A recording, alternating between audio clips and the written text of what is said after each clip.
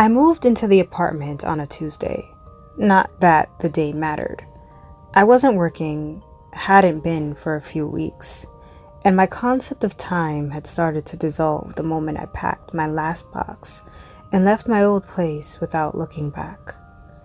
Unit 4F sat at the top of a narrow, splintered staircase in a building that had more history than maintenance. The landlord, Mr. Ellis, was the kind of man who could walk you through a fire hazard and convince you it was full of charm. He unlocked the front door and gave me the kind of smile that didn't quite touch his eyes. "It's a quiet place," he said. "Tenants keep to themselves, long as you don't mind a few noises here and there." "What kind of noises?" I asked, trying not to show how tired I was. He shrugged like it was nothing. Old pipes, mostly. You'll get used to it." He didn't wait around for more questions. The moment I signed the lease and handed over the deposit, he handed me the key and disappeared down the stairs without so much as a good luck. I stood in the empty apartment, still smelling like old dust and forgotten memories. The hardwood floors were scuffed, the walls a sickly beige that might have once been white. One small bedroom, a kitchenette, and a narrow living room that ended in a single window. That window would be the center of everything. But I didn't know that yet. At the time, I just liked that it let in light. The view wasn't anything special, just the back of another apartment building across a narrow alleyway. Brick facade, fire escapes, a few scattered windows, most covered by blinds or curtains.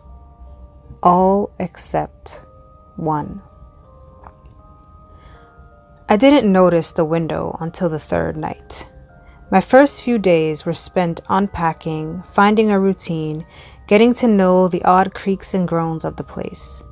The radiator hissed, the fridge buzzed, pipes tapped like skeletal fingers behind the walls.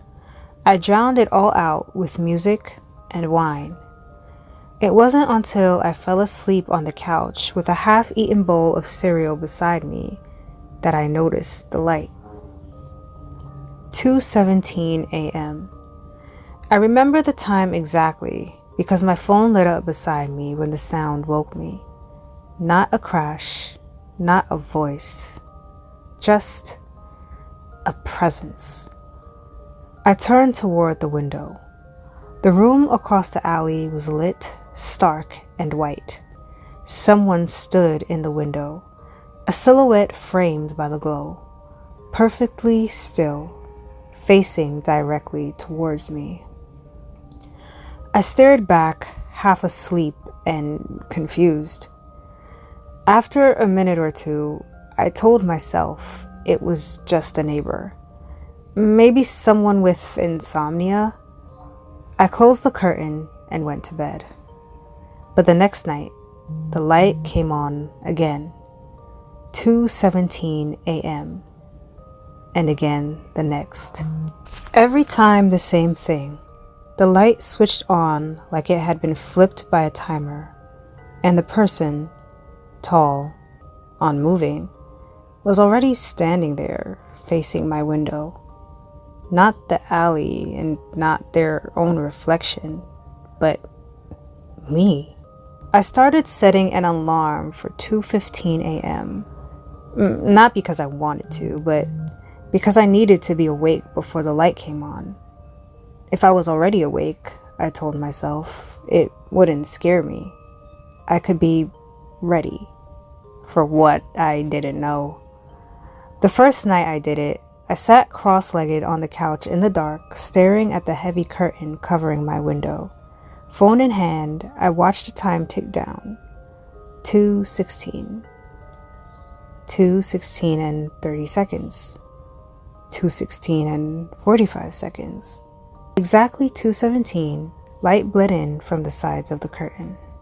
I held my breath and peeked through the narrow gap. There they were, still, centered, facing me. I squinted, trying to make out more details: hair color, gender, height. But the lighting was too harsh, and their face was lost in the shadow. They didn't move. Not a blink, and not a tilt of the head. Just the same silent presence every night. And still, it felt personal. Like they were watching. They were waiting. I stopped sleeping well. Even on nights I didn't set my alarm, I'd jolt awake at 2:17 like clockwork. My body knew.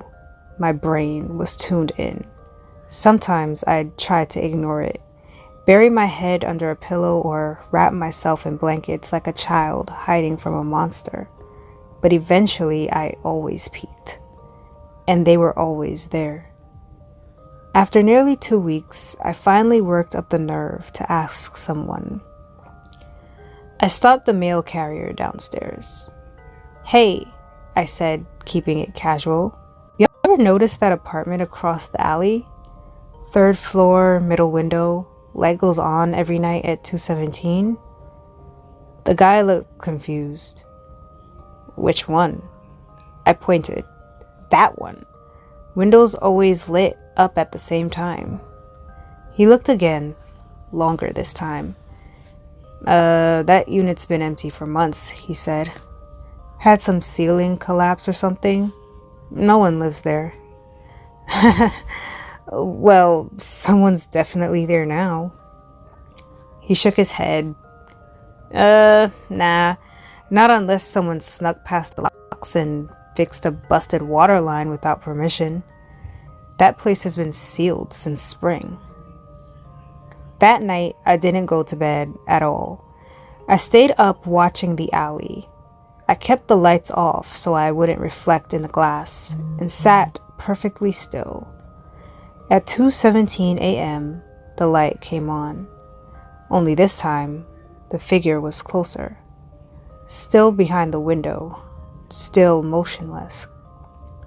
But I could see the outline more clearly now. Shoulders, the faint suggestion of a jawline, hands resting at their sides. I backed away slowly, like I'd started something feral. When I finally returned to the couch hours later, the light had gone out. No movement, no sign of life. I took a picture of the window the next night, zoomed in, adjusted the contrast.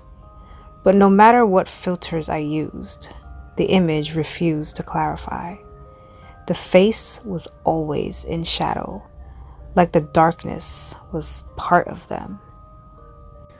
The next morning, I walked to the building across the alley. I didn't really know what I was looking for. Maybe a name on a buzzer, maybe a light switch on a timer I could see through the glass, maybe even a sign that I'd imagined everything. But the front entrance was locked, and the glass was dusty, almost fogged over. No one had cleaned it in weeks, maybe months.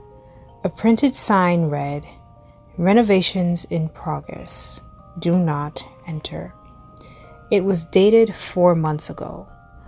I walked the alley between our buildings. Trash bins, a few dented bicycles, a fire escape ladder just out of reach. The back of the building was even worse.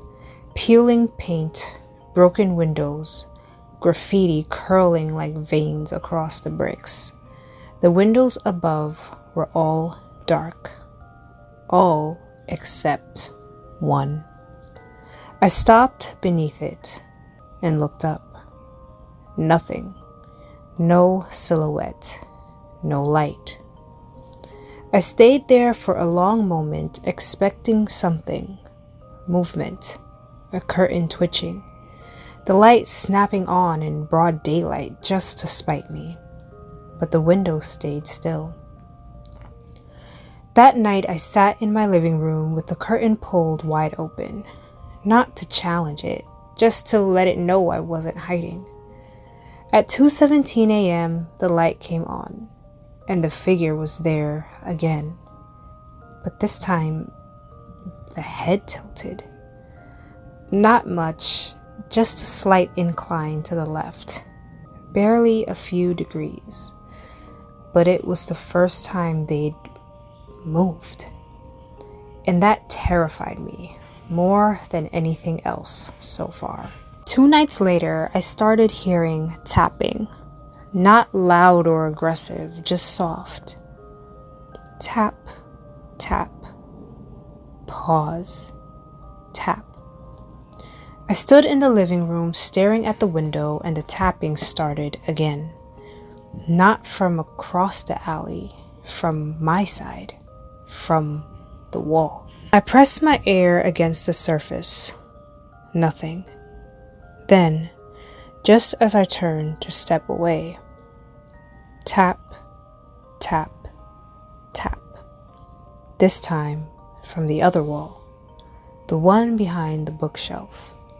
I backed up, grabbed my phone, and recorded the sound. Even though I knew the mic wouldn't catch it. Nothing ever does, right? The next morning, I played the recording back. At the 32-second mark, just before I stopped filming, there was something else. A whisper. One word. Faint and brittle, like it had traveled through dust and time. Closer. The following night, I sat as far from the window as I could, pressed against the hallway wall, lights off, just waiting. I didn't want to look anymore, but my body did. At 2:17 a.m., even before the lights snapped on, I already knew they were there. My chest was tight, my hands cold. Still, I stood and crept forward. Just a glance, I told myself. I peeled back the edge of the curtain. The figure hadn't moved, still facing me, still framed by that sterile white light. But something had changed. I leaned in, squinting.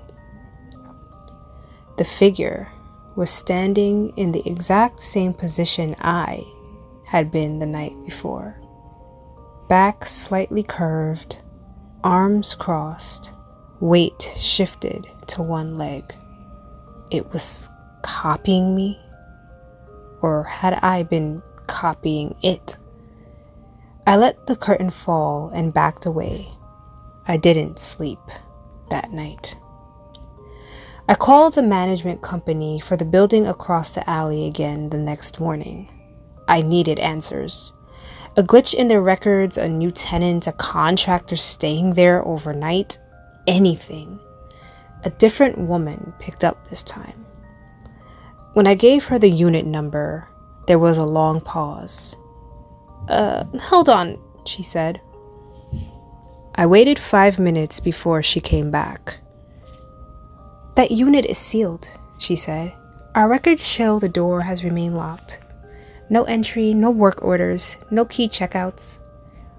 But I've seen someone in there, I said, trying to keep my voice even, every night at the same time. Another pause. Then she lowered her voice. I shouldn't be saying this, but you're not the first tenant from your building to ask about that apartment. That was all she'd give me. That afternoon, I decided to document everything. I set up my phone on a tripod, recording the window from 2 to 3 a.m. I didn't watch. I left the room. The next morning, I played the footage back. 2 a.m., nothing. 2:15 a.m., still. 2:17 a.m., the light. The figure. And then something new. At 2:19, my phone glitched. The screen flickered, then turned to static for a full second. When the feed returned, the figure was gone. The light was still on, but the window was empty. Then at 2:21, my living room light, one I hadn't turned on, flicked on in the video. And for exactly 3 seconds, there was something standing behind the couch. I didn't touch my phone the rest of that day. I left it face down on the table like it might bite me. I couldn't bring myself to delete the footage, but I couldn't watch it again either. Instead, I walked the city aimlessly, watched people, took deep breaths, tried to remind myself I lived in the real world. By nightfall, my body was trembling.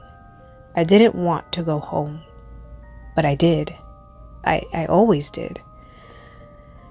That night, I covered the window completely, duct taped the curtain to the wall, piled furniture in front of it, and still at 2:17 a.m., I felt the light bleeding through the cracks.